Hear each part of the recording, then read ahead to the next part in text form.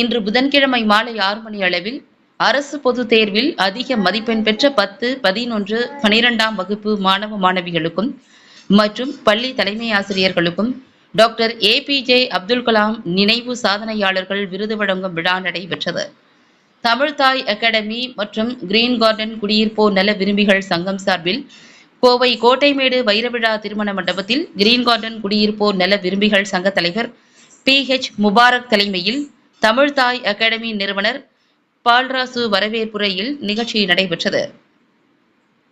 இந்த நிகழ்ச்சியில் அரசு பொதுத் தேர்வில் அதிக மதிப்பெண் பெற்ற மன்பவுல் உலும் மெட்ரிக் பள்ளி, இஸ்லாமிய மெட்ரிக் மேல்நிலைப் பள்ளி, மன்பவுல் உலும் மேல்நிலைப் பள்ளி, அல் அஸார் மெட்ரிக் பள்ளி, அத்தார் ஜமாத் உயர்நிலைப் பள்ளி, ஹோலி ஃபேமிலி கான்வென்ட் பள்ளி போன்ற பள்ளிகளில் படித்து அதிக மதிப்பெண் பெற்ற மாணவ மாணவிகளுக்கு மற்றும் அந்த பள்ளியின் தலைமை ஆசிரியர்களுக்கும் டாக்டர் ஏபிஜே அப்துல் கலாம் நினைவு சாதனையாளர்கள் விருது வழங்கப்பட்டது.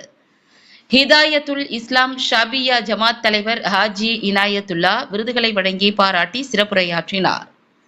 இந்த நிகழ்ச்சியில் தரீகத்துல் இஸ்லாம் ஷாபியா ஜமாத் தலைவர் சர்புதீன், கோவை மாநகர திமுக துணை செயலாளர் கோட்டை அப்பாஸ், மதுக்கரை நகராட்சி முன்னாள் தலைவர் சாலம் பாஷா, மன்பவுல் உலும் மெட்ரிக் பள்ளி தாளாளர் சித்திக், மன்பவுல் உலும் தொடக்கப்பள்ளி தாளாளர் கலீல், கிரீன் கார்டன் பொதுநல சங்க செயலாளர் அப்துல் ரகுமான் முத்தப்பா, கோட்டை செல்லப்பா ஆகியோர் கலந்து கொண்டு சிறப்புரையாற்றினர்.